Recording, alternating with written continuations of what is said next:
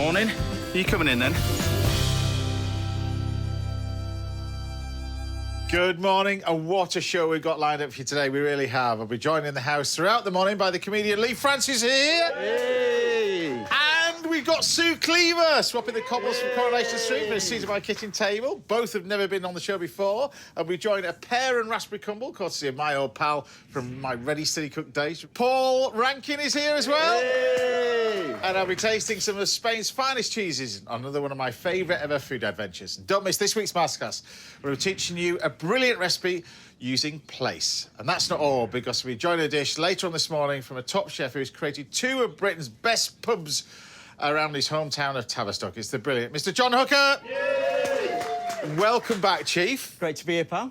So we're going to start off the show, really. We're going to kick things off with a couple of recipes using these amazing leeks, which we're going to celebrate from a supplier in Lincolnshire that I'm going to introduce you to in a bit. But I'm going to do these two recipes at ace, one of which is my favourite. The other one is I found on my little spot of Spanish adventure, a little tapas sort of dish. But the first thing we do is take our bacon. So this is for the tapasy sort of one. So we take the bacon like that. I'm going to basically into little lardons, and then all I'm going to do is fry this off.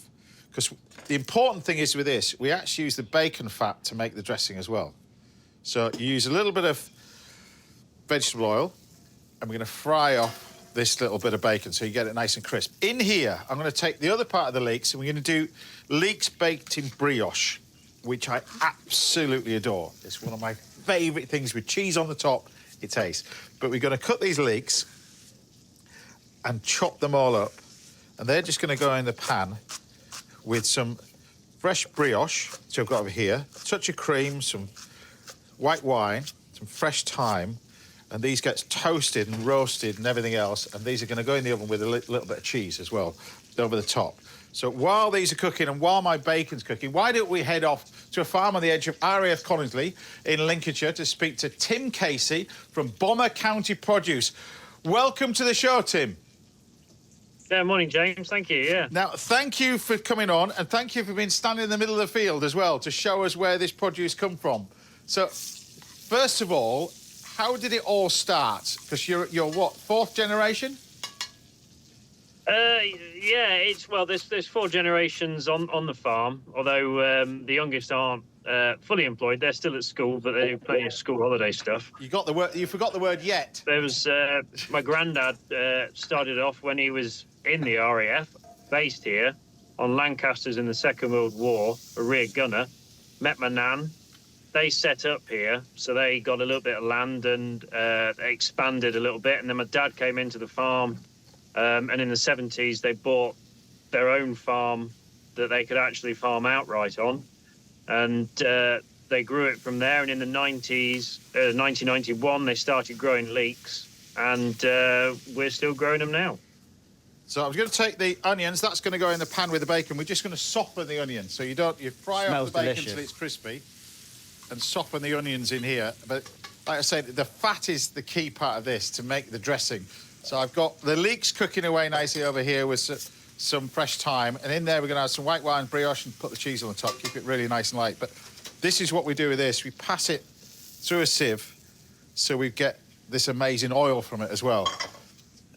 That goes in there. So tell me about leek production then, because I didn't realise how labour-intensive it is. Yeah, I think you can see behind me we've got some guys working really hard, and the conditions today are awful with the amount of rain that we've had. So, yeah, it's really hard graft. It really is. You've got to pull them by hand and then trim them up, and then we put them through a wash and bring them back, chill them, and then give them a little trim and then pack them out. And your father's still doing this, isn't he? Your parents are still involved in the farm, still working on the farm. Yeah, my dad especially is very active, and he's 73 now. In fact, 74, I think. Yeah, he works as hard as anyone. Yeah. And I didn't realise as well, when I was doing a little bit of research before I was talking to you, that leeks, they're predominantly... some of which you produce on site and you grow them for seedlings, but a lot of them you bring in from Morocco and Spain and in warmer climates and bring them in and plant them as sort of little shoots. Well, yeah, it's It's the early production. So to try and get the early start to the season in the summer, when we start harvesting in July, we'll bring plants from Morocco or Spain that have been propagated quite early on in, well, climates that are far more suitable. They get brought over and we plant them out in the field, and they're ready earlier than what we can do it just solely from UK glasshouses or from seed. But then we'll go right through till the end of April, beginning of May, harvesting, and we can store and for a few weeks and keep supplying British leeks into May and June. What about you as a keen gardener? Are you devilled into the garden or not? I don't. My wife's grandfather is a very keen gardener. He's got polytunnels. He's in his 70s and he's right into it. And it's a lot of hard work and passion that goes into growing stuff, isn't it? Well, leeks particularly, because I've had good success with leeks some years, and then other years nothing. What do you need? I mean, obviously where you live, the soil. What is so special about where you are in the production of leeks? Well, it's the soil is really important. We've got nice sandy soil here, which makes it easier for getting on in the spring, and then also easier getting them off in the winter. But it's it doesn't want to be too wet. Because leeks don't like wet feet, but at the same time, they still need a lot of irrigation or rain to grow, a lot of water. So you've got to have good irrigation as well. But look, hopefully I'm doing this justice over here, Tim. You can see this. This is a perfect dish when you're coming back from the field, really. But this is leeks, this is brioche, it's cheese, I've got cream, I've got some white wine in here, and I'm going to do is pop it in here to brown. The other leeks that we're going to do with this dressing, so I've toasted the hazelnuts. This is the onions with that. But the leeks that I've got in here, all we do with these leeks is you just take the entire lot and put it straight on the coals. I don't know whether you ever cooked leeks like this, but you just put them straight on the barbecue, on the coals, and you blacken the skin. And when you blacken the skin and you take them off, it ends up like this, because leeks, like you said, you mentioned moisture and water. They contain tons of water, and you can utilise that to create the steam to cook the leeks. So these just go... I don't know whether you've had this, Tim, cooked on the barbecue, just simple like this? No, I've not tried them like that, but that just goes to show how versatile they are. Well, that's the thing. You just put them straight on the coals, and then when we slice them all up, they steam. I can see he's thinking, what recipe can I put that with? with I'll rob that one. When I put it on the menu. But the dressing for this is the key to it. And you just take the leeks like this. I had this in a lovely little tapas bar in Spain. And it wasn't with the leeks. It was just this dressing with pork. But the dressing sort of appealed to me that I thought it would be really good with this. You just take the leeks like that. It doesn't matter about the little char bits as well. You want those. And then the dressing bit over here. So you take the bacon and the onions like that. And then the dressing bit is the key. So keep my eye on what's happening behind me. But the dressing uses the fat from the bacon, some Dijon mustard, bit of that, sherry vinegar over the top as well, a touch of hazelnut oil, because we've got the hazelnuts going through it as well. This is the key to it. I was wondering what this was in Spain, and I went round the back of the kitchen. Spanish is not very good anyway, let alone oyster sauce in Spanish. But this is what they used, and these oyster sauce... That looks like quite a thick oyster sauce, that, James. It is, but it emulsifies into this creamy dressing. And then you put lemon zest in it. A bit of lemon juice. That sits on there. But just squeeze a lemon juice, some fresh herbs, and that's your dressing done. Add a little bit of parsley to it, and that's it. And you mentioned the fact that it's so versatile as well. I mean, I take it, do you have an early crop, Tim, or do you have a later crop, or is it they all just happen all at once, and that's where the workload is? No. Well, we go for 11 months of the year harvesting leeks, start in July and finish the following May time sometimes. Well, I wish you all the very best of luck with it. I know you want to get back to work, and I'm just going to finish this off. Hopefully I've done it justice as well. But thank you for joining us, and good luck with everything. And thank you on behalf of the entire country for doing what you're doing, because it is hard work. Very. Thank you very much. Thank you very much. Tim. Good luck. Thank you very much. But look, you just got the little dressing over the top. That's this is the oyster sauce, the fat from the bacon, over the top, and it creates this wonderful little salad. And there we have it. Leeks two ways. One cooked with cream and brioche and cheese and that kind of stuff. Cooked really, really simple. The other one straight on the coals. And this is how you cook it. Just as it is. As the leeks go black on one side, you turn them over, cook them on the other side, and all the steam, all the moisture that's in the leeks will steam the inside of it and cook the middle, and you just get rid of the outside. Easy as that. Amazing.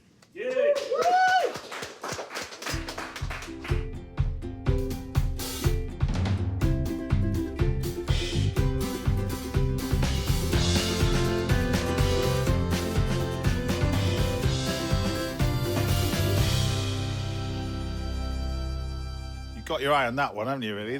The barbecued leeks. Buzzing for this. They're, and then these are the cheesy, creamy leeks. Look, really simple. The key to it is don't overcook the leeks because you want the flavour from it. When you have great produce like this, don't overcook it. Whether it's in a soup, it only takes like 8 minutes to make a soup, 10 minutes. Like so simple, but yet so complex when you eat it. Like it's really clever. Smoky note. I had it in a tapas bar and I couldn't, for the life of me, think what flavour it was from it. And it's that bit of oyster sauce that was with it. And it's Delicious. It's really nice, isn't it? Really unusual. There you have a little bit of the creamy leeks as well to go with it. But that's with the brioche as well. Really simple, but delicious. Super rich. Really rich as well. Yeah. Right, I'll be cooking for comedian Leigh Francis very shortly, and I'll be giving you a masterclass in goujons a little bit later. But don't go anywhere, because after the break, we've got crumble on the menu, courtesy of some chef called Paul Rankin. You may remember him. See you in a couple of minutes.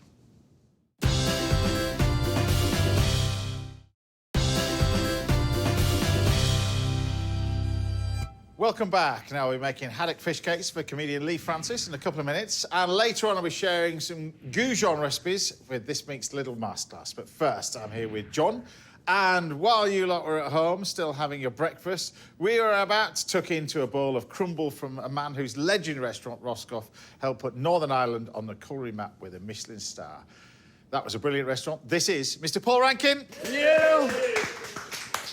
Good to have you back, Chief. Yes, yes. It feels like, you know, it's 31 years. It's hard to believe now, and it's ready. I think ready to think it was 32 years, something like that. But I have no idea. You don't see my memory. It's not it's over 30 years.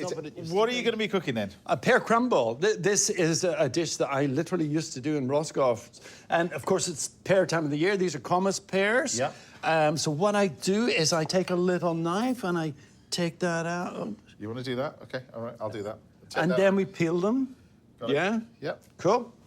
And then we're going to cut them up a wee bit, roast them. I think, I mean, you could just put them directly in the oven, but I like to get a little bit of the juices going, get lemon juice in there, and get sugar in there. Now, with pears, you need to be really careful. I'll start making the crumble. You do the crumble then. But now I don't have a bowl to make the crumble. It was like this 30-odd years ago. But you were telling me that It's always been like this. So this gentleman over here was telling me that he remembers coming home from school and seeing me and you. It's like TV royalty here today, isn't it? Like, you the guys who started it all off. I'm Ready, Steady, Cook? Yeah, of course, yeah. So, who was the best? Well, it was Come on. It was the Master and the Apprentice, wasn't it? I don't know what Brian Turner would say about that. But... That's all right. Next time you're phoning up wanting to be at the house, we're busy. Nah, phenomenal. It was mad, didn't it? Like, you think going back all those years, that like... Well, how old were you then? 12? I wasn't even a teenager, James. Was you? Hold on, can I just start this? We can have the chat while we're doing. So crumble is actually, for me, this is the recipe I use, and it's dead easy. It's equal volumes it's equal weights.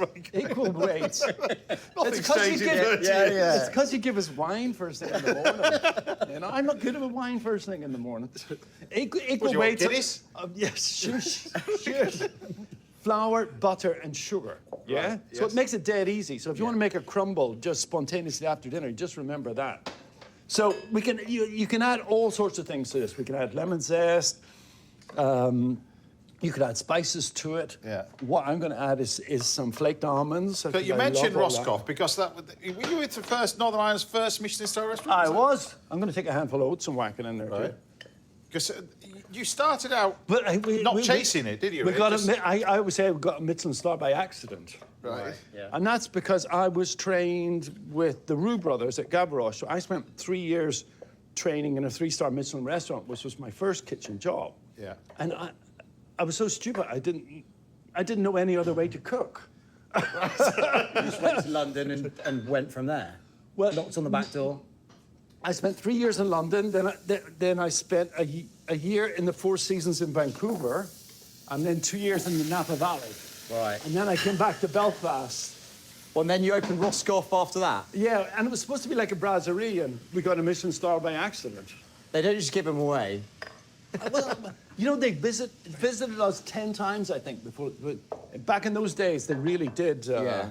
And didn't you didn't actually realise you'd got one, or you just took a phone? Was it a phone? Well, you know what it was? We were in a business meeting because we'd lost a load of money. And the manageress calls up and goes, and I'm going, stop your blubbering. Get it together, girl. Get it together.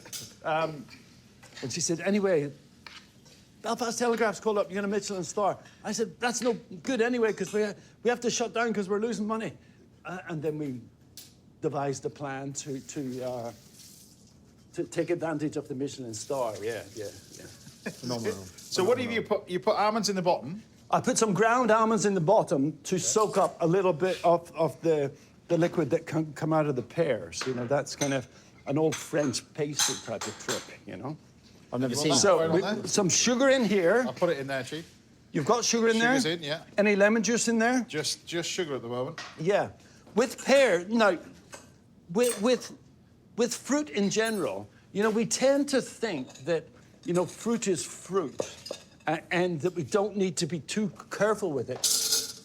But fruit is an ingredient, so we need to be playing with things like the acidity and the sweetness and the ripeness quite a lot. Yeah. If you're going to be a good pastry chef, you should treat it the same way as we treat sauces. So you're seasoning the pears with lemon juice. Yes, Technically, because yeah. pears tend to be really quite sweet, you Yeah. know? I once had a pear tarte tatin in Marco's restaurant. He sent it out complimentary. And actually, it wasn't great because there wasn't enough acidity in it. It was all too sweet. Yeah. Pears need a bit of acidity, which is why the raspberries are nice and the lemon juice is nice. So you've got lemon juice in there. I'm going to take the sieve because I'm going to pass the Yeah, please. raspberries in there as well. So your pears, and you use this as a little Shall bit... I whisk the bowl? Or the No, cream? I've got another bowl. The cream? Don't worry. I'm going to leave you to do the crumble. The crumble's done. It's waiting for the pears. Right. Okay, these pears are done now. I am loving this. I'm loving this. Like, Nothing's set. I'm sitting back in awe of you two. Remember, we used to cook things like crumbles and sponges and tarte tatins quite a lot on Ready Steady Cook because Just only had 20 minutes. we could get it done quickly. You know, Yeah. it's like it wasn't. If you made a pastry, you had to bring it all together and then roll it out. And then get it on neatly, etc. Whereas you did a crumble, it's just like whack that on. But what people didn't realise, you do that. I mean, I used to go back to the restaurant. You'd finish filming at sort of 5 or 6 o'clock. Go do service. And then you'd be back in for service that night. You'd be back doing service. And often, it's- because we had the hotel, I'd do breakfast in the morning, then go up to filming, film two shows, and then you'd go back into the restaurant again. But Phenomenal. because these guys used to go out clubbing in London. That's I never went out clubbing in my life. master and servant. You see, that's what it is. We went to much more They distant. come and eat in your restaurant, you'd have to cook for them. That's it. Okay. I think in the recipe that I sent you, it said you can put in a bit of flour, but nowadays I tend to use this sort of Yankee thing where you put in a bit of corn flour, Yeah. just to hold the juices together, because there's quite a lot of juices in this. Now here you want lemon in the cream, a little bit of sugar, and you put the raspberries through. Don't put the lemon in yet. Whip the cream first, please. The lemon goes in a wee bit near the end. Yes. Yeah, sure. Huh?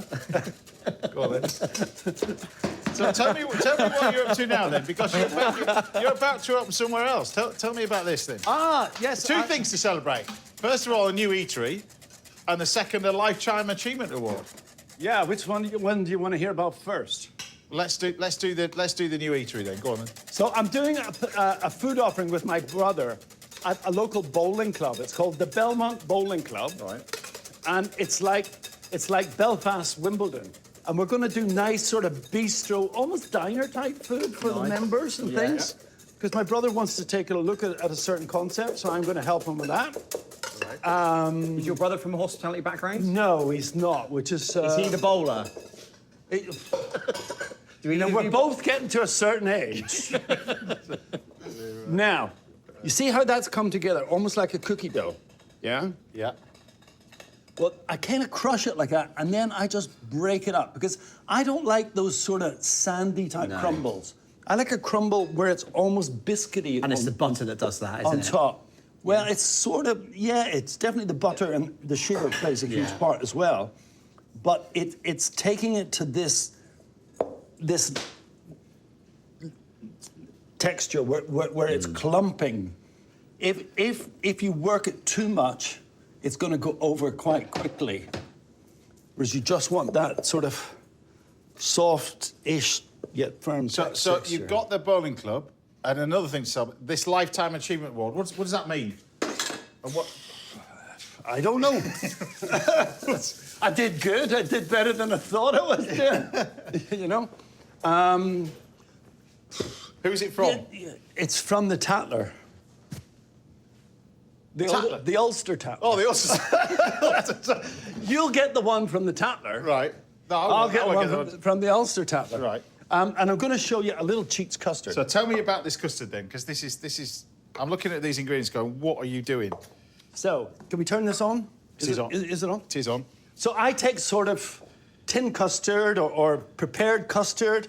I add equal amounts, double cream, and evaporated milk. Now, this is a trick my mum used to do. She used to add evaporated milk to her custard, and we used to think, oh, that is so exotic. That's amazing. Did you do this at the Roscoff? No. No, you made an anglaise? No, everything was made from scratch. I mean, yeah. I mean, a Lifetime Achievement Award, you know, to run a Michelin star restaurant for 10 years, you know, that's like a lifetime achievement in itself. It takes so much out of you. So, Right, so what have you got in there then? What? Some vanilla extract. You just literally bring it to the boil? Yeah, or whack it in the microwave or whatever, yeah. Right. So we have an already one? Yeah. Yeah. Crumble. You know what we didn't do? We didn't choose a plate, but you chose these plates for me, James. Yeah, did you? is that right? Yeah, it's looking... That looks pretty good. I mean, pears, a ripe pear is a truly gorgeous thing. Yeah. Why did you hide it in there?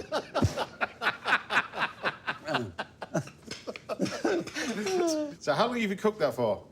Oh, it takes, well, it depends what size the container is, but about 30 minutes. I would let that cool down normally. It's good, no? The edges are nuclear. And you know, I forgot to put the ground almonds when I made this one. See, the memory's just going, you know? So the one that we got in the oven that we got to wait half an hour on is the correct one. But it doesn't make any difference. Well, I mean... Well, it does a bit, doesn't it? Well, a little bit. This spoon will be nice and hot now, so it means I'll be able to get a nice canal out of this. Maybe a slightly messy one. Right. Love it. Taste it first, James.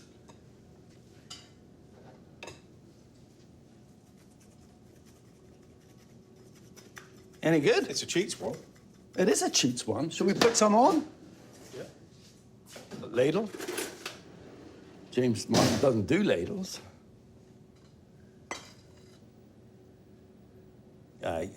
This one needs a little bit of corn flour or something to thicken it up, but... I mean, that's the sort of thing that people will use at home. So give us the name of this. Pear crumble with the raspberry cream and cheats custard. That's what it is. Mr. Paul Rankin, everybody. Hey.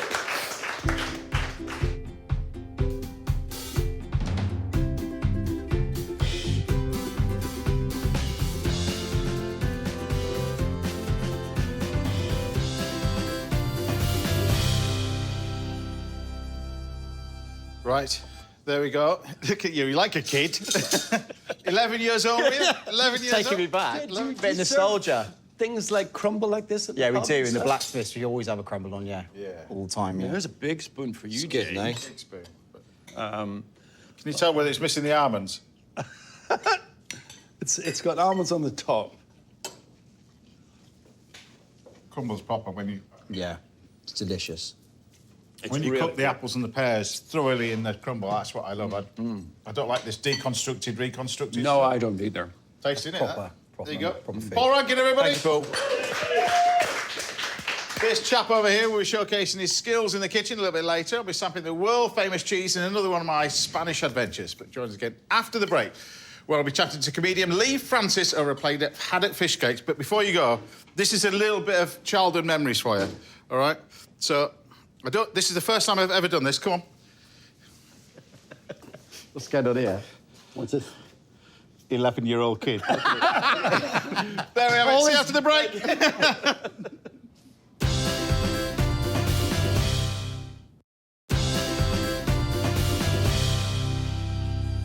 Welcome back. Now, make sure you don't miss this week's little masterclass in Place and Goujons. That's coming up for you very shortly, and I'll be making a dish of hay roasted chicken for Sue Cleaver in just a bit. But first, I'm looking forward to this. I'm here with a comedian behind some of the best of characters and some of the funniest shows that have been on TV the last 20-odd years. It's the brilliant Leigh Francis. Ching, ching, ching. Welcome to the house. Chin, chin, chin, Welcome to the house. Oh, thank you. Do you know what? When I come to people's houses, I always feel guilty because do I ask the question? Do I take my shoes off? Do I leave them on and wait for them to tell me to take my shoes off? So I've brought my own You indoor actually shoes. brought indoor house shoes. I brought these shoes. These are really cool. Some Crocs. But an artist, not me, because I do a lot of painting, Yeah. has drawn my book cover. It's like, I'm like an egomaniac. Look at me on my feet. So tell me how it all started for you then, because this is you've had a fascinating career in terms of comedy wasn't what you wanted to get into. No, Fame wasn't what you wanted to get into. Television, what you wanted to get. Your fashion was your big love, was it? I was a graphic designer, so I went to art college for 4 years, and Yeah. whilst I was doing that, I bought my friend's video camera from him. He couldn't afford the payments. His name is Keith Lemon, and he's a real person that I've known since I was 3.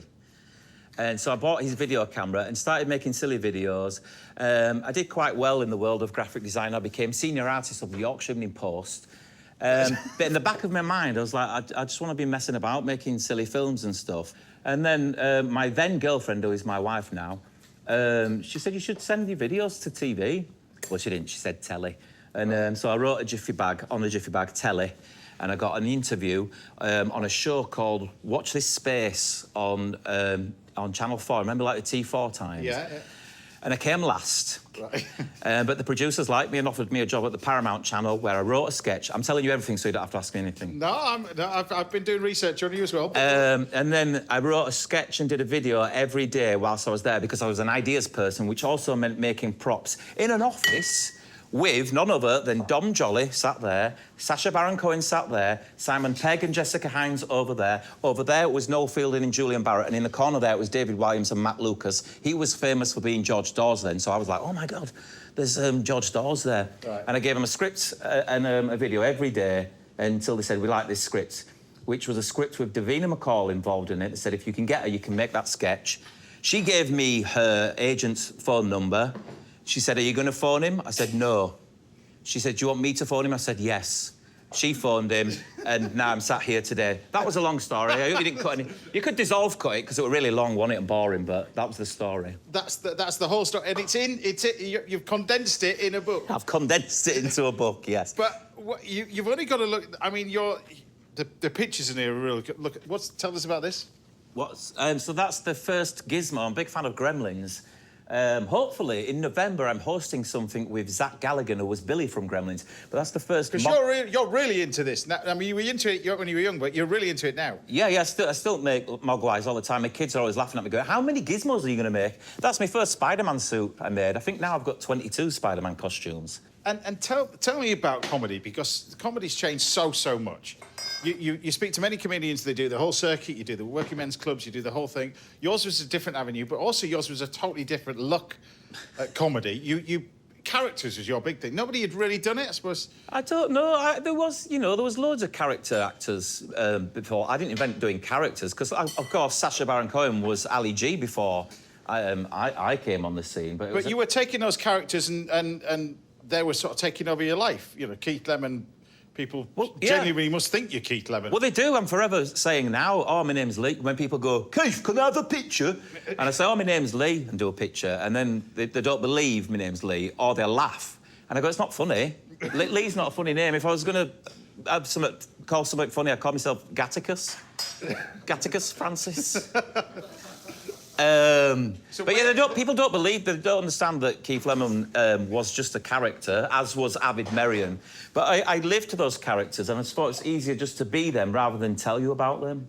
Was that a release side for you in terms of the comedy, or were they genuinely you thought, well, I'll just try a bit of everything and then something will... My then agent that Davina McCall hooked me up with saw me doing straight presenting on a show, and he said I were rubbish. Well, he didn't say those words. At this time of morning, I'll say it's rubbish. In the book what you really said.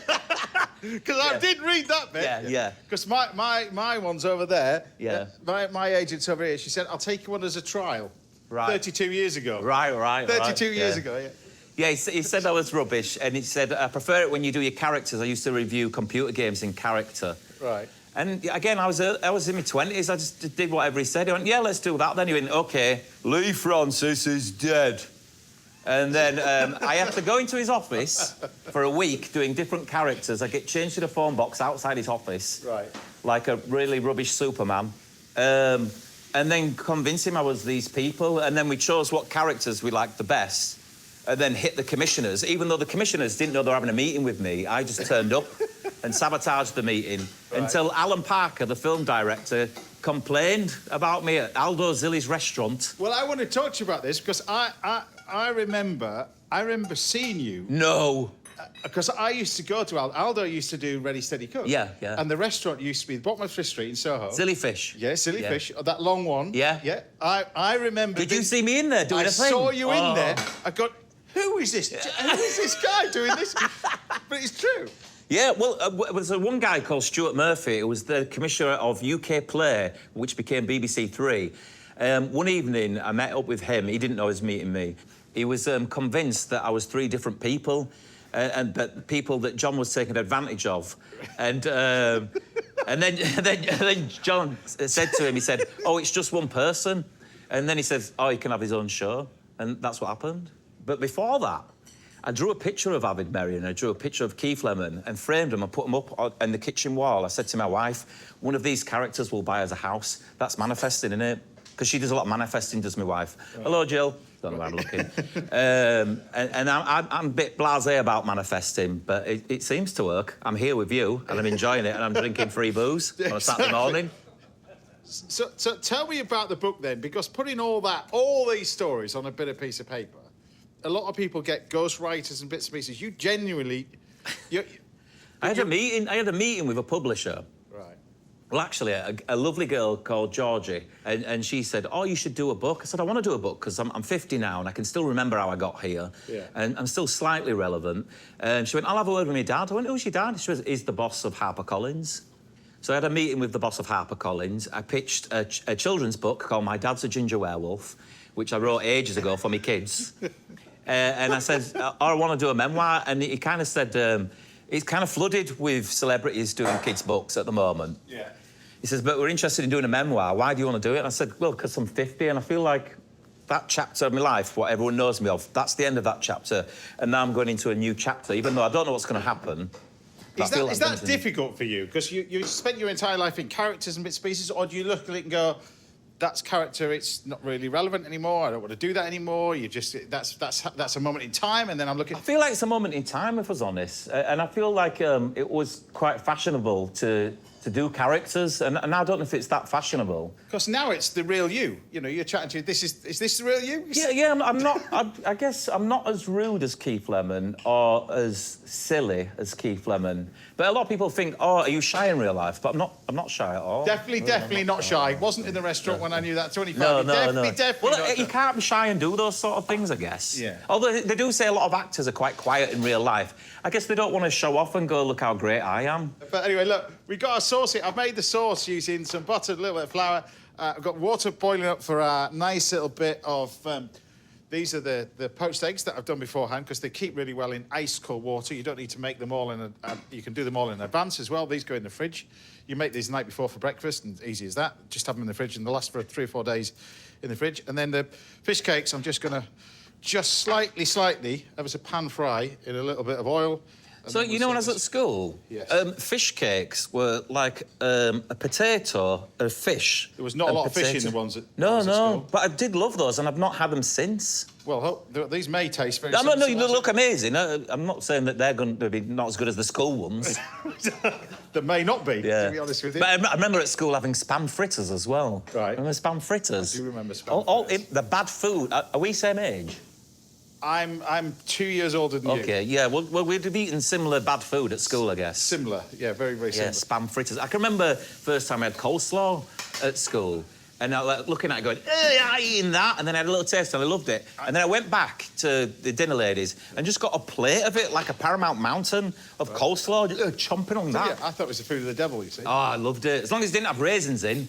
I can't stand raisins. Dirty pigs. Hey. Do you know what's funny, though, as well, when I was a kid? The want for spinach because of Popeye. But we never had spinach in our house. Never. Why not? Is it posh? I don't know if it... I don't know where it is, posh, is it? I don't know, is spinach posh? My mum used to make a Sunday dinner on top of a pancake. Bizarre. My mum's a beautiful, wonderful woman, but a terrible cook. Right. And yeah, well, Sunday roast on a pancake. I've never had that, to be honest with you. I don't. Every time I tell anyone, they go, I don't know what you're talking about. I just do remember, I'm just thinking about all those times. I think you saw me 3 or 4 times in Aldo Zilli's restaurant, really. Yeah. But, Did I annoy you? No, he didn't annoy me. I think he closed shortly after that as well, didn't he? I used to have a handheld karaoke machine, which I would sing "When Will I Be Famous" to people in the restaurant. And they just look at me like not politely, but say, go away. Well, you certainly embarrassed me, because I remember coming on the show, which I'll just finish off You're on this. Celebrity Juice. I did Celebrity Juice, and you had me eating stuff out of a sock, and you had to describe what was in the said sock without knowing what was in the sock. Did you win a point for your team? Was it worth it? I did win a point. Thank you so much for being a good sport when you came on. The things people would do for a point for their team. It was one of the most surreal things. Were you on Holly's team? I was on Holly's team. Holly's very competitive. She always wanted to win. She did exactly that. Yeah. Look, anyway, we've got our nice little bit of fish cake that we're going to lift out. Hopefully, in fact, I'll put the spinach on it first. So we'll put the spinach on the plate. It's not like when you were at school. No, it's definitely not. But we'll put the spinach on the plate. We'll put this on the top. Oh, so it's not like in breadcrumbs? No breadcrumbs, just pan fry this one. Yeah. How And does it then- all stay together? Magic. Magic. Yes, with wishes. And then, look, you've got the poached egg. Lovely. Just going to sit on the top like that. And then the sauce, we'll just take the sauce. Did you always dream of being a chef then, or did... Always wanted to be a Did you? chef. Yeah. And even after coming your show, I still wanted to be a chef. That sock incident didn't put me off food for life. I but would never have been a guest on Celebrity Juice, just because of the food challenges. They made me sick. They were disgusting. It was fantastic. And then we have this thing called the money shot in this business. That's your money shot. Oh. There's your poached egg with smoked haddock fish cake and a nice little mustard sauce. Done.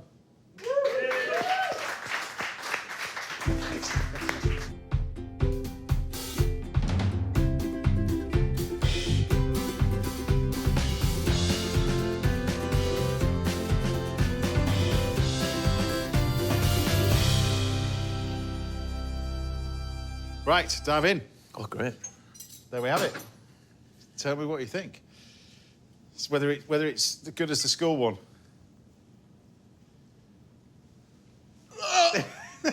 Wow. No, that's beautiful. Yeah. nice, isn't it? I love the egg as well. Egg, poached egg. Yeah, I love eggs. There you go. You got more if you want it. Beautiful. There we go. Beautiful. Right, we're making beef stew with proper dumplings for Leigh later on in the show. We'll be joining a spot of pasta from Chef John Hooker in just a bit.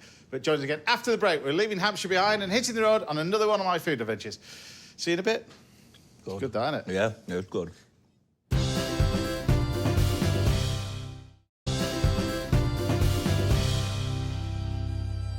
Welcome back. Now, Chef John Hooker will be taking over the kitchen later on this morning, and I've got a masterclass in place goujons with a tartar sauce that's coming your way very shortly. But before all that, it's time to hit the road on another one of my favourite food adventures.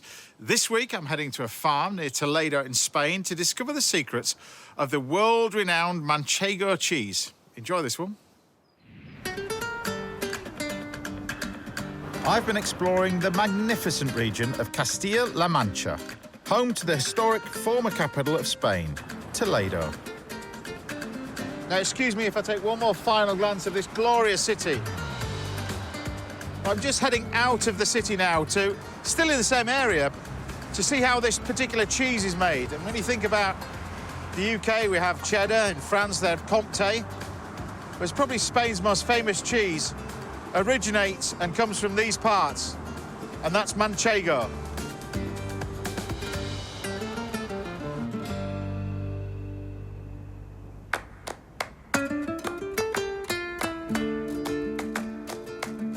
Like French champagne, Manchego has a protected designation of origin, meaning it has to be made in La Mancha. I'm visiting La Prudenciana farm, home to Arti Queso, a big local cheese producer who specialises in Manchego. This delicious cheese can only be made with the milk of Manchega sheep. And here, they have approximately 1,600 of them. The farm works closely with the factory where the milk is turned into cheese. It's run by the Alvarez family, and I'm meeting Father Alfonso and son Santiago to find out how they make it.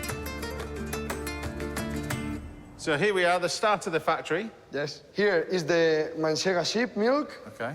And this is the sheep milk. At 6 o'clock in the morning, the cheesemaker comes and start filling the tanks. Wow. So once you start with the milk and it's put into the vats, you add the rennet. Yes. As the furthest sheep farm is less than 20 kilometres away, they can make the cheese here with raw milk, so there's no need to pasteurize it. It's pumped into vats where it's heated. And in 1 hour, 45 minutes, that milk starts getting solid. Then it's passed through a big mixing machine until the curds and whey are ready to be separated. So you take the cheese, the liquid? The liquid goes and we put it on the trees because the whey have a lot of protein. Well, it's very good for the trees because they look fantastic outside. Yeah, it's very good. Next, the cheese is poured into a mould, transferred into a salt bath and left to set for 24 hours. There's 600 cheeses in there. 600 of those in one batch. You're probably wondering what's like some Roman bath. But over here, the reason for this is it presses the cheese down, otherwise they would just float. Wow. Look at that. This is great to see it like this because when you feel it, it's kind of like it's like a soft brie. It's a fresh cheese, yeah. Wow. Once the cheese is set, the wheels are transferred into aging rooms where they're left to mature. This is the bit that I've been looking forward to. Just check this out. There are literally thousands. How many you have in here? We don't know. You don't know, just thousands of them. So what's the difference between a semi-cured cheese and a cured cheese? The semi-cured cheese spend 3-4 months, and when it have more months, this is the cured cheese. The longer the cheese matures, the stronger the flavour. And Santiago wants me to try some. OK, now we taste. I'm looking forward to this. This is a mild Manchego, aged from 3 to 4 months. It's quite interesting while he's chopping that up is that I can see the old-fashioned press, and particularly the wooden boards that the cheese would sit on, but also the little band that you sort of wrap it with to get that familiar sort of pattern with it as well. Right. So this is the semi-cured. Semi-cured. It's beautiful. I do love Manchego. I really do. Whether you have it with just hamon, which is just beautiful. Next is a Manchego the mature in extra virgin olive oil for 10 to 12 months.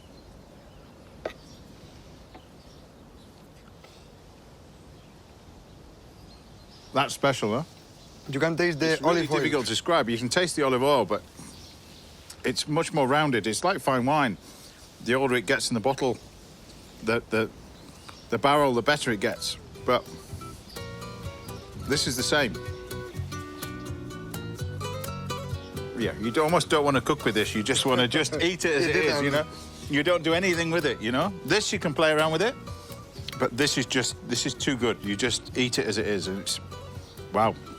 This is wonderful. It's an amazing place, that. Incredibly hot, but an amazing place. Now, Chef John Hooker will be firing up the hobs for us later on this morning, and I'll be sharing some recipes for goujons in this week's masterclass. That's all coming up in just a bit. But I'll see you back here in a few minutes when I'll be serving up a dish of roast chicken in hay for Sue Cleaver from Coronation Street. See you in a bit.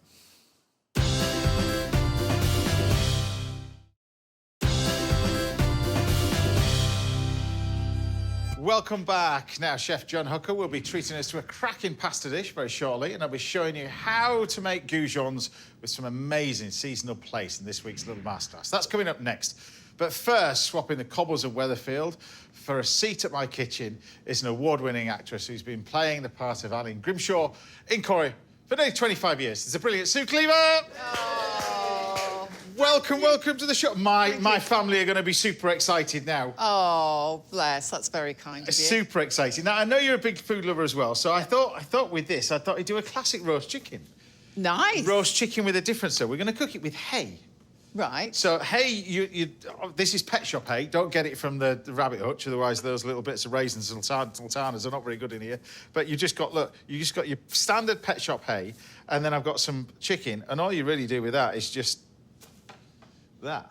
What I'm going to do is use some of this. This is a bit of lavender, and use the cooking lavender, really. So when you're going around the garden centre, there's lavender used for soap and medicinal stuff, and then you get the cooking one. There's loads of different varieties, but that's that one that I'm going to pop in here. So I can't just go in my garden and pick my lavender? I don't know what lavender you've got. But that's because there's going to be sort of how it's grown and all of it. Yes, I'll just take you just use a little bit of it. If it tastes of soap, then don't use it again. Right, so is the flavour different then?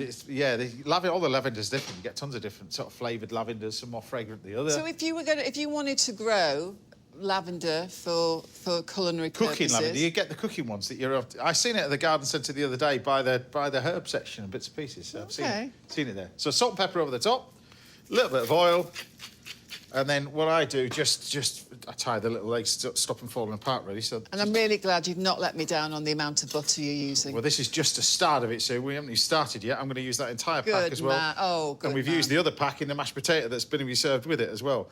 But first of all, I want to talk about yourself, really, because we're going to get onto the book in a minute. But acting wasn't in your blood, really, when you were younger, was it? Or no. You kind of fell into it, wasn't it? But you travelled a lot as a young kid. Yeah, well, travelled a lot as a young kid. Not so much. I mean, holidays with the family. Just. But you ended up in Canada, didn't you? You ended up. Well, no, that was when I was 18. I went off as a nanny. I talk about it in the book. My childhood was in Scotland, so we lived in Scotland at. My father taught at Gordonston, so I had this great sort of childhood just running free when no one was in the school. I had a moped at 10 and just, it was just great. You go out in the morning and then just make sure you're home when the sun goes down, but don't go near the lake. But I don't remember ever being told off, and there wasn't too much worry about, if you drowned or not in those days. You just got on with it, didn't you? So tell me about didn't you get into the acting side of it through, you got invited for a friend of yours invited you to a play, was it? Yeah, when I was a nanny in Canada, I must have been 18, 19, my friend joined an amateur dramatics group, and she said, "Oh, you come and see me in this play?" I went, "Yeah, of course I will." So off I went, and I watched her, and I sat there, and I thought, "Oh, this is awful now." I mean, I did think that, but I feel terrible saying it, but I just looked, and I went, "Oh, my Lord, she is shocking. That's shocking." Did you tell her this? Or? No. Right, okay. I did all that. "Oh, well done, you." Right. And I just thought, but why is she doing that? And I just went, "That's what I'm going to do." And I literally rang, having never mentioned it or talking about it to anybody in my life, I rang my mum and went, "Hey, Mum, I'm coming home. I'm going to go to drama school and be an actor." And then I came home. I went to drama school, got in at drama school, And then I was asked to be in a couple of the students were asked to go and be in, I think there was 4 of us, asked to go and be in a play at the Royal Exchange Theatre, Oedipus. Yeah. And off we went, and on the first day of being there, there was an actor in the show called Michael N. Harbour who looked at, I think it went up to Dave Threlfall and said, "She is the absolute double of my wife," when I met her. And to cut a really long story short, his wife turned out to be my birth mother. I have 2 half-sisters also in the business. The whole family were in the business. Kate, my sister, is Wendy and Bob the Builder and has done Shaun the Sheep and animation. She spends her life, you know, sounding like various animals and creatures in animation. So, yeah, that it was in the blood. And you say about this, because you've written a book, you say it's not an autobiography, but you look at your life as well as comparing with other people's lives as well. It's just... No, so what it is, I've written a book. It's called A Work in Progress. It's for women of a certain age. You know, I'm 61 now, and you know, I think a lot of women, once their kids have grown up, and we get to that point of our life where society would like to see us shuffle off. And it's like you can feel like that we're past our prime, that we don't have a voice, that we're not relevant, we're filled with self-doubt. And this is a book to empower women of that age. So it's a call to arms for women of a certain age. And I use the first half of the book by telling my stories and my backgrounds. And I use my stories to then, in the second half of the book, show how to effect change in your life, in my own life, and how you hopefully can affect that change to live fearlessly in your older years. So that's what the book's you on about. screen for 20 odd years. 25 years. 25 years. You don't come across as very confident, but I get the feeling your private life is your private life. You like to keep that separate. I think that's always the key to doing this for longevity. I do the same thing. I think you've got to have.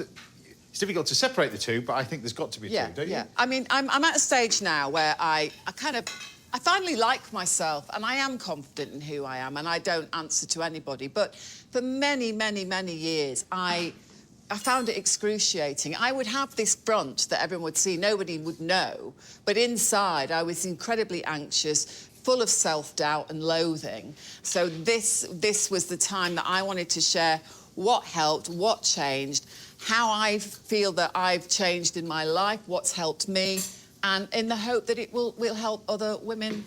Because, you know, no matter what we do, the circumstances we have, you know, the roles, the jobs we have, pretty much all of us as human beings are suffering with the same problems in our inner world. You know, those moments of, you know, insecurity and not being good enough and being I'm thinking of this with this sauce. Am I getting this right?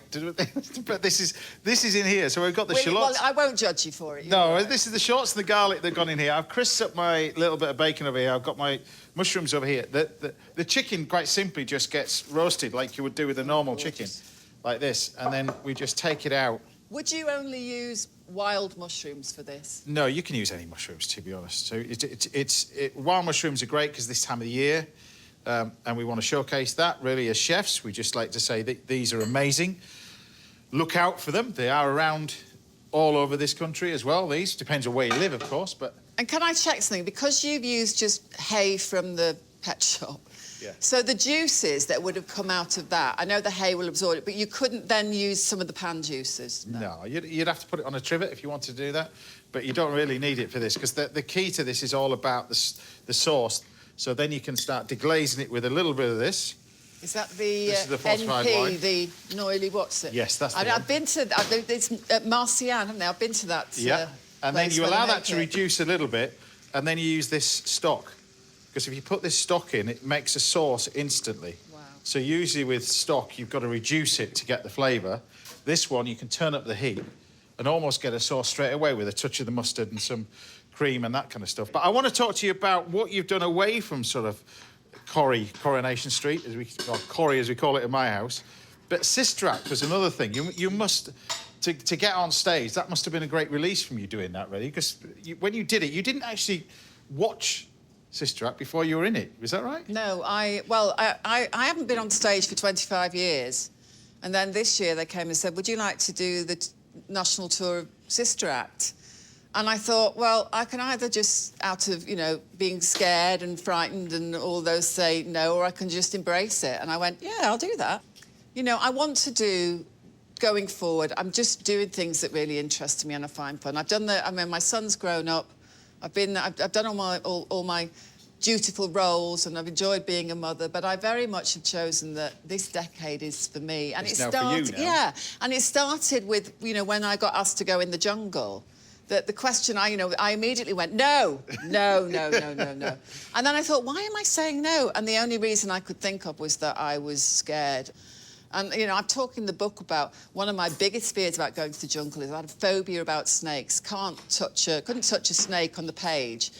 And then I really thought about it and thought, how many times have I actually come face to face with a snake where it's wrapped itself around me, it's taken a chunk out of me?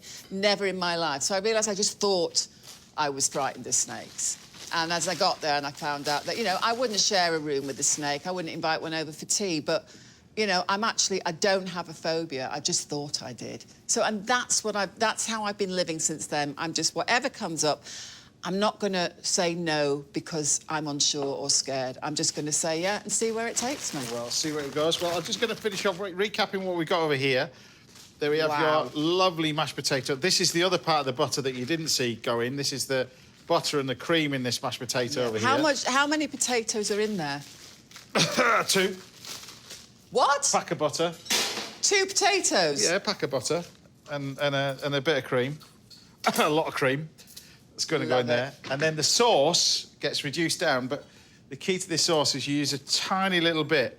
Whenever you got anything with bacon and mushrooms, bacon, of course, is the fat, which is lovely, because the sauce is going to go in last minute, so that's bacon goes in here, and the mushrooms go in. What I like to do with either bacon or mushrooms, anything like that, you add a tiny bit of sherry vinegar at the end, and it just lifts it all up. Yeah. But what we're going to do is take our mashed potato, Beautiful. like that. So, would that hay, will that have flavoured that at all? Hopefully. You're Yeah. about to find out. But you got a little bit of the... Oh, you see, and I've got the leg. Yeah, a little bit of the thigh, a little bit of the chicken breast over here like that. And we've got the sauce. And sauce will freeze really well. And you take this lovely mushrooms and the bacon So pretty. and the sauce over the top. So autumnal. So there we have it.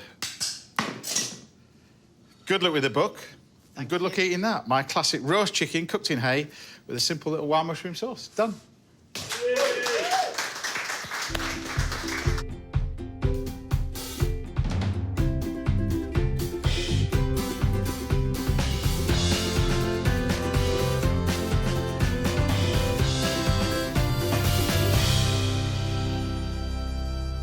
Right, dive into that. Thank you. There you go. Tell me, the starter. Your main course is going to be beef stew and dumplings. This is later the on in the show. starter. This is the little starter. Okay. So what you Get think a bit of of everything on there. the chicken? Yeah, the chicken with the little bit of sherry vinegar in there, but Oh, that's so nice. it's delicious, isn't it?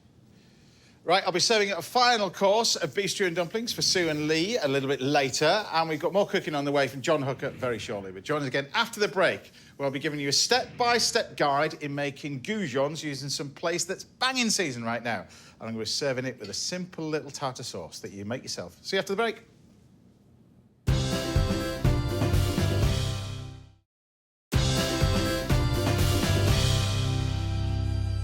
Welcome back. Now we're treating Leigh Francis and my guest Sue Cleaver to a proper beef stew and dumplings at the end of the show. But first, it's time for this week's masterclass. And this week's masterclass, I thought I'd teach you how to cook and prepare a brilliant bit of placing. One of my favourite dishes, really. This is really a chef's favourite dish, goujons. I know they say it's really simple, but it is really, really simple. It's classic, this, particularly when you've got fish as good as this. This has come from the West Country. It's come line caught, usually, these. These are all beautiful. I've actually caught these myself, not this size, slightly smaller, off sort of the Needles area, really, on sandbanks like that. But this time of the year, they're absolutely superb. And I wanted to show you this because I use these in the restaurant. Even yesterday, I was cooking with it in the restaurant. Now, how do you face it? How do you prepare something like this? Well, the first thing is you remove what we call the fins or the skirt. So this is the classic call, the little skirt or the fin. You just cut these with a pair of scissors all the way around here. Now, the same process applies whatever flat fish you're preparing. So you'd always really start off like this. The classic being Dover sole miniere, that sort of fish that's cooked on the bone. We remove these off prior to cooking it whole. So just trim these off like this. Just makes it easier to fillet. But what's quite interesting, when you do stuff like this, you actually see it, the fillets, how they actually sit, how they actually are. And then when you do order something on the bone, which is the best way to do it, if you are going to cook fish like this on the bone, it's the best way to actually eat it in the restaurant. You then know where the bones are. So nature's been amazing. It's actually drawn a line all the way down here, because there's 4 fillets on a flatfish, 2 on a round fish, 4 either side. So you've got 1 there, and then on the other side, turn this over, you've got 1 there. Now, ever so slightly, you can see this line appear on the other side as well. So this is where your knife cuts. 1 that side and 1 that side. So we'll turn that around and you follow the knife along that line. Now, it depends on which knife you want to use, really. This is classed as a sort of a classic filleting knife. You can see the blade bends. This is a boning knife. This is used predominantly for meat, but I still use this to fillet fish with. You can use either or, really, but you follow this line. So get it exactly on there, and the knife will go all the way down till it won't go any further down to the bone. So if I do this, you'll make the noise. You can hear it just hit that bone. Now, then what you do is you make sure you do this in long... I'll change the knife now, I'm using the fillet knife, because the fillet knife bends like this. This is what you want to do, is push it down, and as you're filleting it like this and pushing it along, it follows the edge of the bone. But when we put the knife in, you start with long cuts. So the knife goes in, you make these long incisions. So rather than do it sort of small incisions, when you put the knife in, you make these long cuts. You're pressing the knife all the way down to the fillet, to the bone, right the way down, all the way down like that. And then as we go, this goes all the way down, and you start trimming off this entire fillet like this. Now, you'll always have either a long fillet, which is that, and you'll have a short fillet on this side, and the same the other side. Like I said, 4 fillets. And the idea is to get as much meat on the fillet and none on the bone, like that. You see the bone's nice and clean, which is what you want, and do repeat the process the other side. So I'll just leave that to one side, because I'm going to concentrate on this one and make these goujons. So to do this now, we can then trim this little bit off here. Trim that off. It's entirely up to you whether you leave this on or trim it off, but we trim that off. And then you're left with a beautiful bit of fish. Now, I actually leave the skin on. I think it's a northern thing. I don't know, some people like it, some people don't. I love the skin on fish, it's up to you. So I'm gonna go how I used to love it when I was a kid. And we're gonna take our goujons and thinly slice the fish. So slice it all the way through. You wanna make sure that this is not too thick. The whole idea of goujons is they're just cooked quite quickly. So slice it all through like that. Now, it depends what you want to do it with in terms of fish. You can do this with cod, you can do it with haddock, you can do it with plaice. It's entirely up to you. But this is just beautiful. You get these long pieces like that, and you can just repeat the process. Now, when you get fish this good as well, don't be frightened to buy it fresh. Prepare it and freeze it as well, because it freezes nicely, this. So once you've got the fish like this, keep all the bones, all the bits and pieces, all this. You keep all this because it makes the most wonderful stock. Put it in cold water, a little bit of aromats, some peppercorns, a little bit of celery, onions, bring it to the boil. You don't waste any of it. Cook it for about 20 minutes, fish stock, because otherwise it starts to go a little bit bitter. And then what you can do is freeze that, and then you can use it for whatever you want as well, soups and bits and pieces. It's delicious. So to make our little goujons, we've got a combination over here. Just quickly wash my hands. We've got a combination of flour, egg, and breadcrumbs. Now, this is called tapane. That's what the meaning is. It means you basically flour it first, then in egg, and then in breadcrumbs. So what you need to do first of all is season the flour. So salt and pepper. This is the seasoning bit rather than season the fish. And you can pop the fish straight into here, like that. Then we get some egg. A little bit of egg, like that. And then we want some beaten egg. Do that quick mix. Then we grab the fish.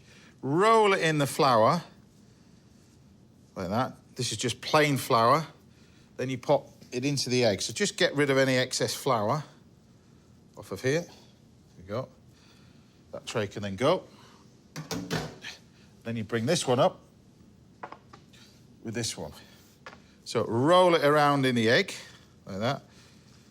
Flour, egg, and breadcrumbs. It's just one of the classic combinations when you get placed this good. Like I said, all fish is seasonal, but this time of year, it's so good at the moment, is the place we get in. So that can then sit in the breadcrumbs. Now, these are panko breadcrumbs, which are basically dried and shaved. They produce a much crispier crumb. You can just use normal white sliced bread, but the best advice really is I would probably dry it out, not toast it, but just dry it out in a low oven. So once you've got that, we've got our lovely crumb on our fish. Like this, you can just pop it back on here. Like I said, this, once you've done this, you can then freeze it. And if you are freezing it, the best stuff to do it is freeze it on a tray first rather than in a bag. Otherwise, it all just goes to one lump. And then when it's frozen, transfer it into a bag rather than just freeze it into a bag. So that's that one. So quickly wash my hands again. And then the fryer I've set quite hot because these aren't going to take very long at all. So I'm just going to leave those to 1 second. Because what we are going to do now is concentrate on the little garnish for this. And this is a simple little tartar sauce. Now, to make your own tartar sauce is way better than it is buying it. Miles better than using bought-in mayonnaise as well. This is so, so easy. I'm going to show you it now. So the goujons are only going to take, well, 30 seconds, a minute maybe, something like that. So you take the eggs first of all, like that. Egg yolks. You can use whole eggs for mayonnaise, but I just use a little bit of egg yolks. And then what we're going to do is add some mustard. Always Dijon mustard for this, never English mustard. It's a bit strong. That goes in there. And then fire this up first of all. Get that going. While that's happening, we're just going to check on our fryer. Turn it up a little bit. Pretty good. And what you want to do is emulsify this together. Now, you can add a touch of vinegar to start off with, but what I'm going to do is just add that towards the end because you add the oil gently and it starts to emulsify this together. This is just vegetable oil, so you don't add things like rapeseed oil in mayonnaise, no. Olive oil, it's just vegetable oil. Now, if you want to change the recipe a little bit and you like your salad cream, you can actually make your own salad cream. It's done exactly the same way, but you use hard-boiled egg yolks. So you put hard-boiled egg yolks in here instead of raw egg yolks, mustard, touch of vinegar, pour in the oil, and you just finish that with a little bit of lemon juice, touch of cream. You've made your own salad cream. But gradually, we're going to pour this in. The temptation is to add this quicker. If you add it quicker, sometimes the mayonnaise can split. And then you almost start again and add the split liquid to a couple more egg yolks. So just take your time, like that, and it starts to thicken. People think you add more oil, it gets thinner. It does the opposite. And then to bring that back to make it thinner again, now we add the touch of vinegar. Just a little bit of vinegar, mix together. You've now got your own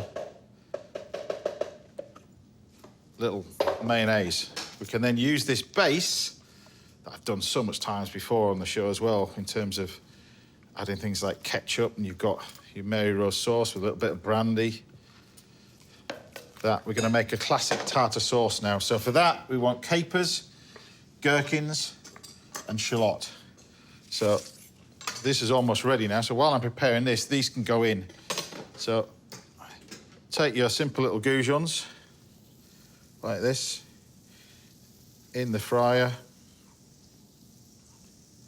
Nice hot fryer, bang, straight in. Gonna want no more than about a minute and a half. Meanwhile, we can prepare a little shallot. So when you're adding shallots to this, and use shallots, not onions, they're too strong. So you add the chopped shallot, get it nice and thin, and nice and small dice for this as well. So a little bit of shallot. Then you've got some gherkins. Gonna go in there as well. A little bit of capers. All in. And then you can take the whole lot straight into our bowl with some herbs. I've got some parsley and a bit of dill is the usual ones in a nice little bit of tartar sauce. This is not far off now. They don't take very long at all. If you're cooking more than this, do them in batches, of course.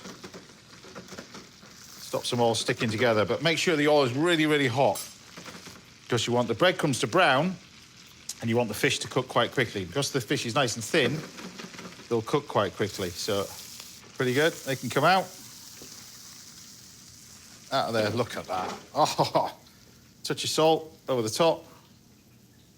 That sits to one side, and we're going to finish this off now with a few bits of herbs. It's purely optional, really. Dill is the most prioritised one, really, what you want to put in here.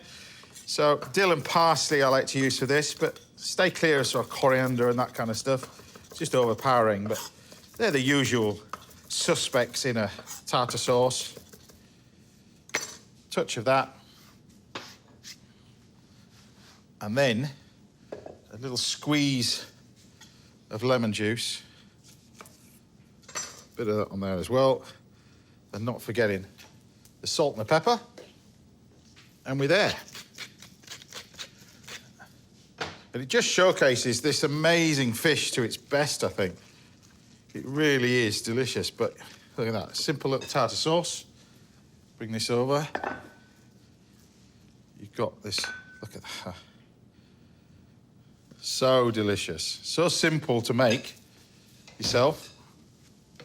And you've got these gorgeous, fresh goujons of place. They really are special when fish is this good as well. And you don't forget, you can use the entire, look at that, how white that is in the middle. Don't forget, you can use the entire lot of this fish as well. You use the bones, the skin, everything, so nothing gets wasted. And then finally, a little wedge of lemon to go with it, and just a little touch of watercress. And there we have it, a classic dish using, when it's in season, one of the best fish out there. Place goujons, homemade tartar sauce. Done. Yeah. We're only doing that because they want some. Now, if there's anything you'd like to learn about in a little masterclass, then do get in touch with me, see if we can help out right here on the show. Now, I'll be serving up beef stew and dumplings for all my guests. That's Leigh, Francis and Sue Cleaver in just a bit. But join us again after the break, where we'll be enjoying more incredible cookery, this time from Chef John Hooker. See you after the break.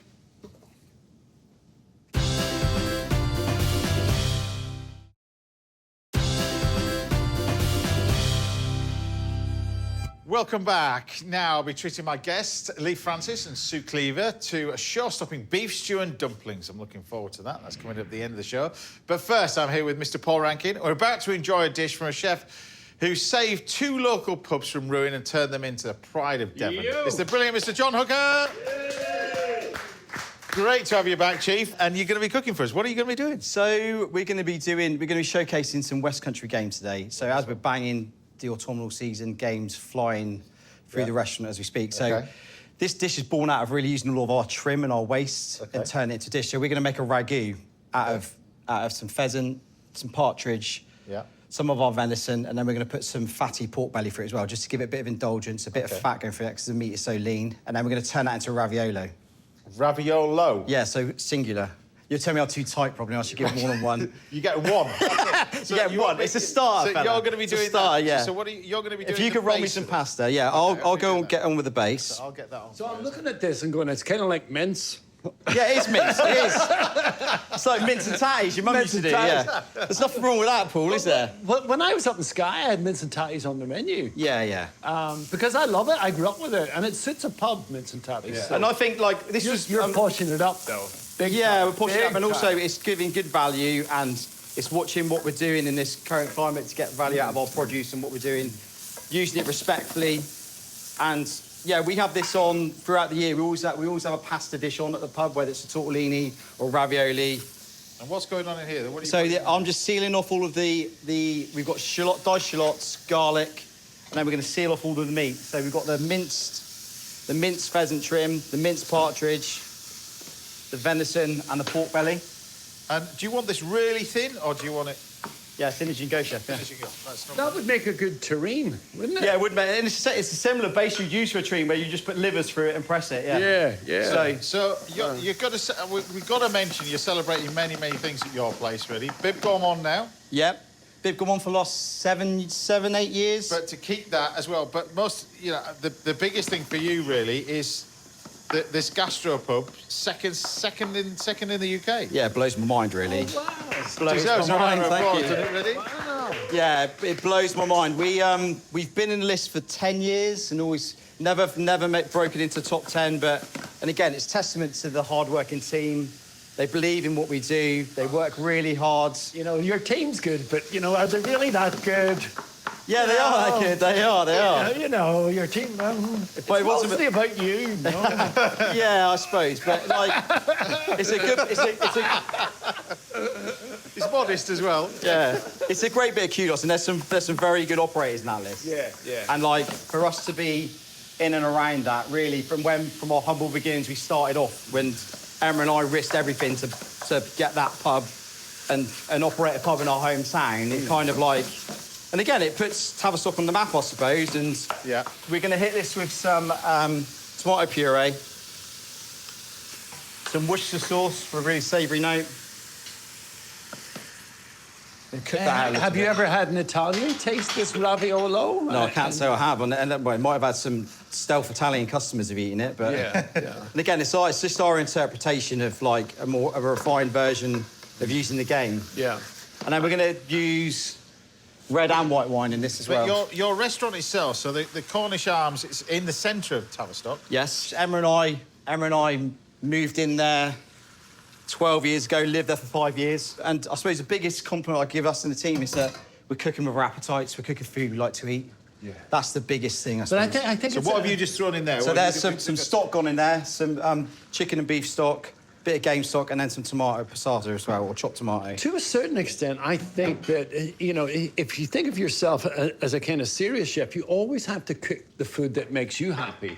Because Yeah. that's what makes it individual. There's only one of you in life, you know? Yeah, and I suppose it comes from that. Is I suppose we're lucky enough that we've driven that. Couldn't and that's cope our with two of start. you, to be honest with you. Really, couldn't you? So then we're going to braise this for 40 minutes at 180. Okay. So you're doing that in the oven? Yeah, I always, even when I do it at home for the kids and stuff, and like You make this at home for the kids? Well, out of beef, not out of game. And then what you're left with is this beautiful bolognese ragu. Again, it'd be beautiful with just some spaghetti or So you've make used it to the lasagna. pork fat to give it moisture, then? Pork fat's gone into there as well, yeah. So that's our finished product. So make sure when you're braising it, you braise it right down, reduce it, because we want it to be quite thick to put it into the rav. Okay, that's that. I think a lot of people are not in hospitality, don't realise how many good dishes comes out of, oh, I've got to use that up. I have to find a nice way to... And all of a sudden, something flowers and you've got a new dish. Yeah, and it's usually used in the bits, like we're saying, the pork belly and that kind of stuff. When you got, I always think braised beef cheeks and stuff like that. You got braised beef stew and done. I love when you got braised it properly. I love stuff like And that. we're just going to kiss the edges of the pasta that you've kindly weighed out for me with a bit of Kiss water. the edges of the pasta. Yeah. The Little sensual kiss. pasta. Yeah, we're not drowning. We're nurturing it. That's what we're doing. He's trying to take your job. I know. He's been trying since he first came on. I don't know about that. I'm like, you two are all professionals. I don't know about that. And then we're going to build the ravioli. So, again, it's key that we pinch that edge in. Get rid of all those air bubbles, because if we don't get rid of that air, it will just explode when it hits So that. folks that don't know at home, multiple of those is called ravioli. Yeah. And singular is Raviolo. called raviolo. And then you get the other crazy chefs that do open ravioli, where it's not a ravioli at all. You're not about that life, are you? It's just a piece of pasta dripped over something. There's one. Now, once Shoots you make over. them, you freeze them really well. Do you want You can pop them in? blanch them and freeze them, yeah. Pop them in? Yeah. They're not Finish them. quite the same when you freeze them, are they? No, I've never you really- can't beat fresh pasta, I don't think. yeah. But- Decent bit of salt, so they're cooking away nice. Well, the Italians are pretty good at frozen ravioli. Their game. The frozen ravioli. Well, I mean, the commercial frozen Italian pasta can be very good. So anyway, that's cooking away nicely. What else are you doing now then? Just going to go on to this, the garnish and the base. We're going to Let me sit. move that over there Thank you, then. James.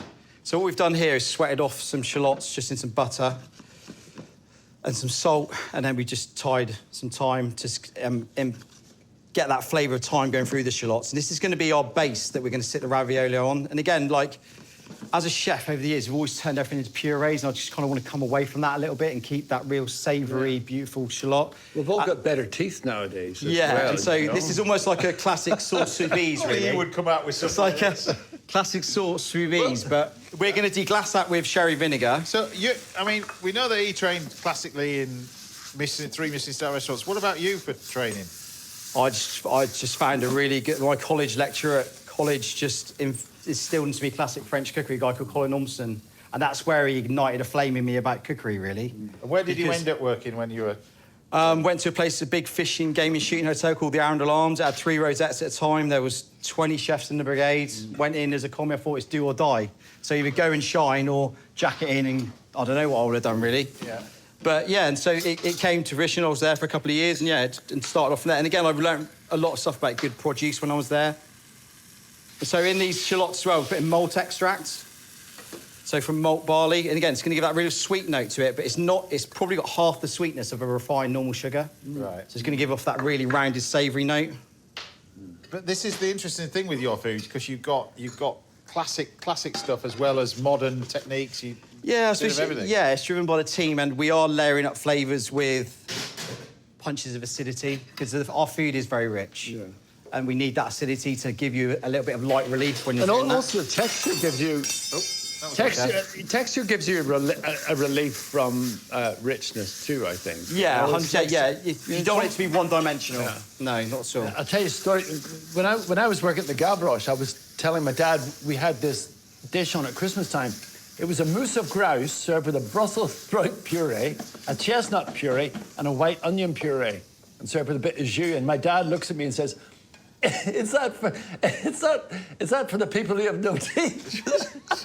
I know. And we've all been guilty of it as chefs. We've always gone and pureed everything and just trying to get... In theory, it's refined, but I don't enjoy that type of food anymore. No, and I think as you find your own style and your palate refines a bit, then you kind of like... You come away from all that and it's just... Style over substance, no? Yeah. Because the flavour... But there is a place for it. Yeah. You know? So what have you got in here then? So we've just got some pickled walnuts here that we're just going to do. You love these black walnuts. I remember having it with sort of cabbage when I was there. We did it with with a pork chop. We do it with we make a mayonnaise out of it, and it tastes like salad cream. It's real salad cream vibes to it. Yeah. And we dress a roasted hispy cabbage with it. Yeah. Where do pickled walnuts come from? I don't know. We just use them. Yeah. Did they come from the continent or they're English? They're English. Are they English? Are they? So here we've got a bit of game sauce, which we're going to just. So that's used from the bones that you've got. The bones we've roasted off, yeah, and we've put some brown chicken stock with that as well. We've made a little game jus, and then we go to plating now, James. There you go. Well, I'm looking forward to this. Ready to plate it, yeah. So with the ravioli, we're just going to dress them with a bit of olive oil. And what we've got here is some baked parmesan. Just parmesan. I mean, you can do this in the microwave as well, actually. It comes out really well in the microwave. Just put it on a baking tray and bake it in discs. And how do you bake it in? Just on a discs? Have you got a mould? Yeah, just do it in a mould. Oh, you just do it through the mould? Yeah. And I was thinking the people at home will be going, how do you do that? You can cut it out when it's cooked. Yeah, you can afterwards, eat the bits. Yeah. And then what we've got here is some toasted yeast flakes, which we toasted. Toasted yeast flakes? Yeah, like nutritional yeast. They're really savoury. Try that. Have you had those before? That's all right, isn't it? It's all right, that, isn't it? But again, we're layering up flavours, textures. Like a vegetarian's crack. Yeah. It's amazing, isn't it, that? Yeah, it's really good. Wow. And that's just literally toasted in butter, yeah. And we're gonna split that sauce out, almost like a vierge. God, in the old days in Ready Steady Cook, we used to get people writing in. I like when the chef's cooking, but I don't like when they put all the oil on at the end. But and again, that I know I'm banging on about flavour profiles and layering flavours. That olive oil gives a real nice pepperiness. Okay. And a bit of mouthfeel too. Yeah. And then what we're going to do with this is a load of aged parmesan. On top of it as well? Yeah, oui, chef. What other French words do you know? Just wee chef. That's what I thought. my son, actually. My son last night, I'll tell you a story. My son last night was like, he's counting to me in 10 in French, and I got to about 6, I think. Epic fail. And there it goes. There's the ravioli. Looks great, doesn't it? So it looks really quite simple in presentation, but there's layers of detail underneath The work there. that's gone into there. Yeah, huge amount of work, yeah. So give us the name of this dish. It's a ravioli, a West Country game. Good man. Yeah, and there you go. Mr. John Hooker, everybody. Thank you very much. Cracking that. Nice job, man. Nice job.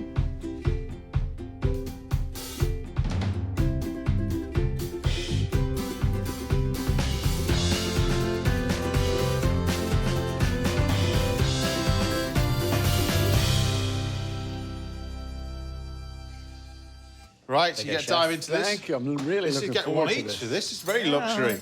You tell me off, Else. Well, it's luxury. Wow. So I know it's going You just have to make a mess of it to get Yeah, in you just there, got to don't you just got to get stuck in. You just got to dive in. Just get stuck in. Wow, that's a tasty bite and a half. Delicious. Isn't that fantastic? Ah, that's really, really delicious. You've got some talent there, I tell you. It really, really, really is. But there you go. John Hooker, everybody. Thank you. That is fantastic. Right, we've got time for one more final course. So join us again after the break. We'll have a Leigh and lunch for both of my guests, Sue Cleaver and Leigh Francis, and these two. I'll see you in a few minutes. That is delicious.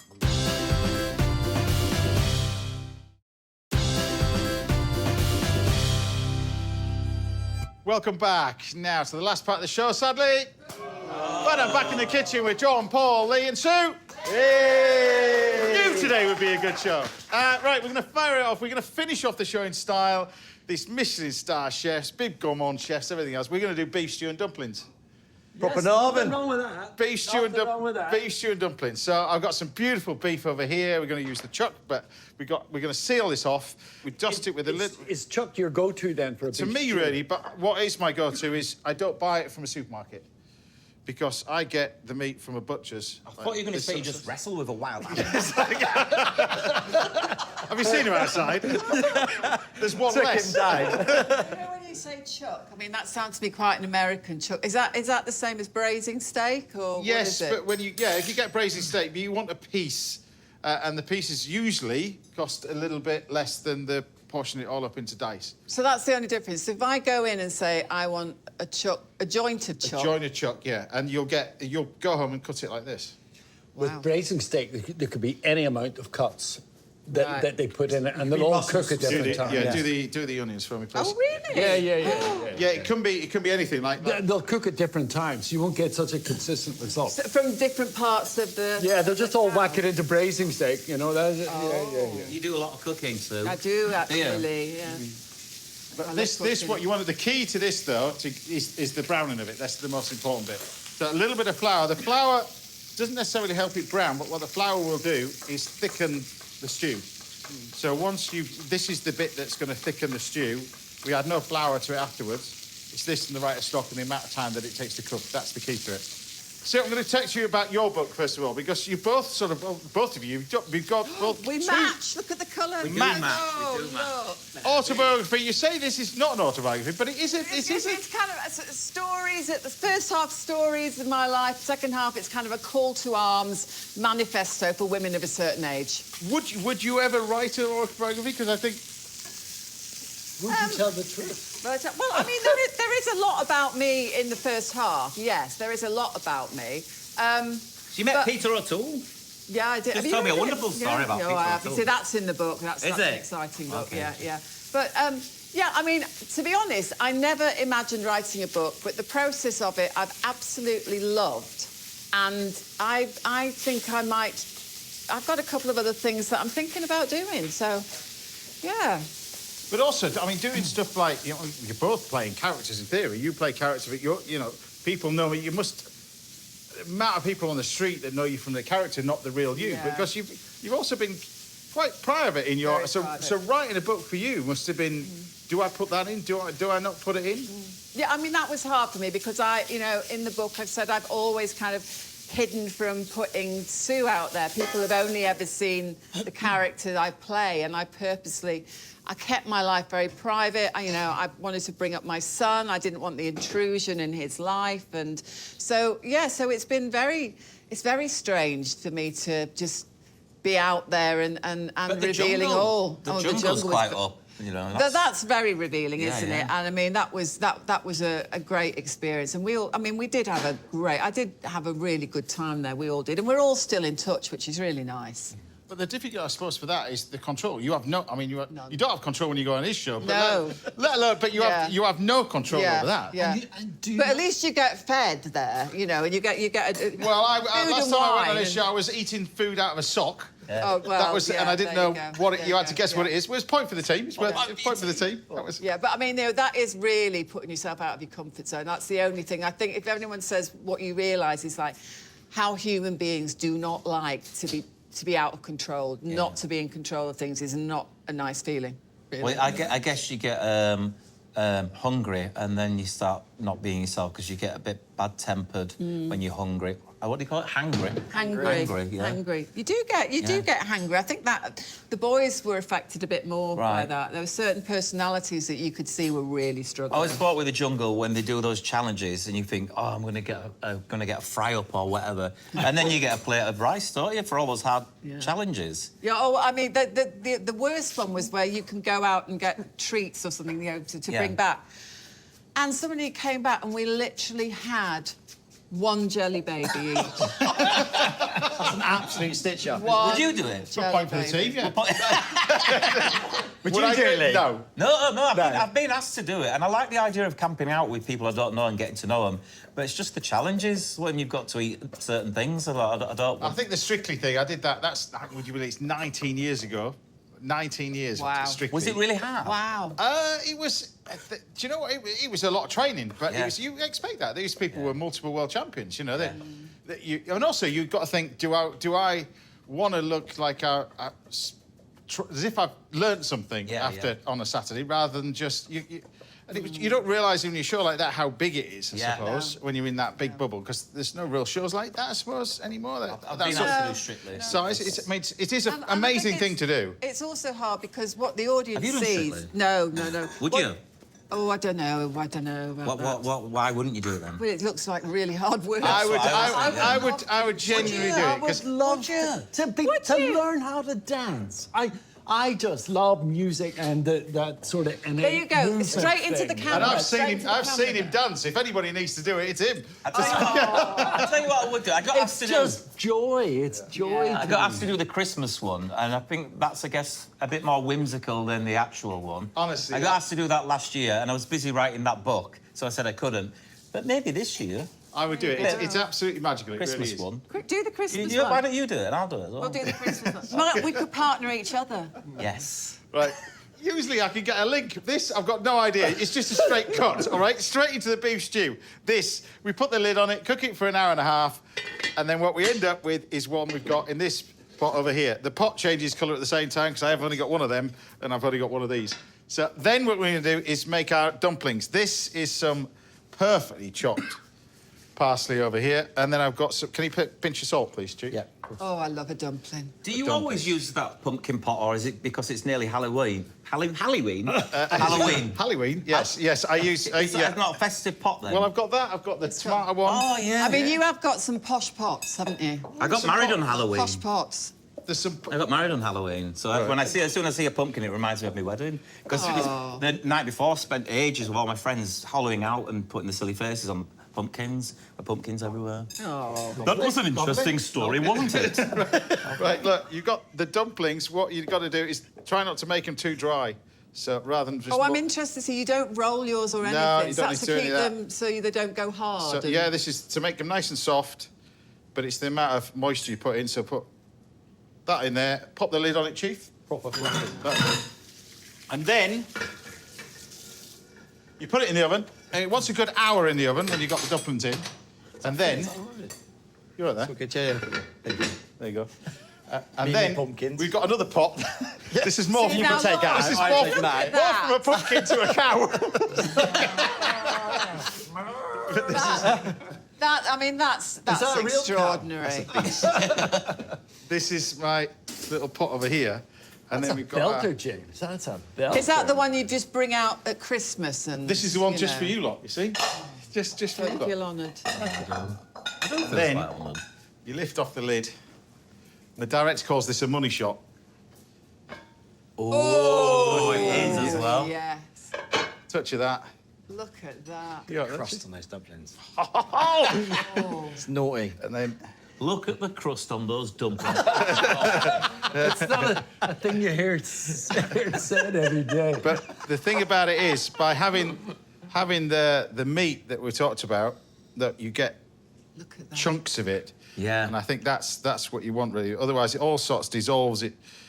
You end up going those hunting. Tiny little bits of sort of nothing, are It's all they? from the same muscle if you bite like that as well, so it all breaks. Do you know what? That's my takeaway from this. I'm never going to buy already cubed up braising steak ever again. I'm writing a musical with my friend Phil, and it's called The History of Meat. And we're starting off with two cavemen discussing where to get it from. He's making this up. I am not. I am not. That's so cynical, Mr. Rankin. It starts off with two cavemen. Yeah, we go through time of the history of meat, and we were talking about how much money there is in musicals, and we said we should write one. My friend's a musician, and straight away I said the history of meat, and then I started singing songs about meat in the pub, and he was recording them on his phone, and that just reminded me of oh yeah, It's due out in 2025. I should write a song called Stew. So there you have it. Classic beef stew and dumplings done.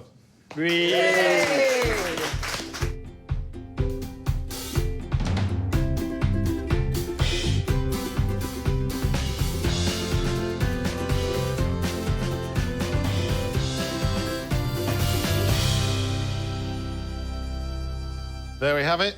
Oh, There you go, Chief. lovely. Thank you. There you go. Beef stew and dumplings. Should we be drinking red wine with this?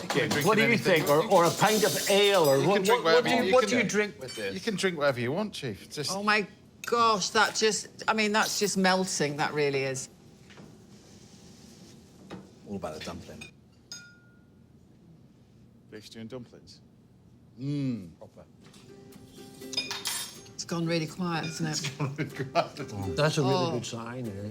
But that's it. Silence at the end of the show. There we go. That's a nice ending as well. Lovely dish, that. That's it. That's all we've got time for today. Massive thank you to all my guests. Paul, John, and of course, Sue and Leigh. Good luck with the books as well. And good luck with the restaurants. I'll be down there to see you. See you back at the same time next Saturday morning. We'll be joined by more super celebrity chefs, more great guests as well. And also we've got singer and songwriter Jack Savariti joining us then. Until then, thanks for watching. Bye for now. Have a great weekend. Try that at home.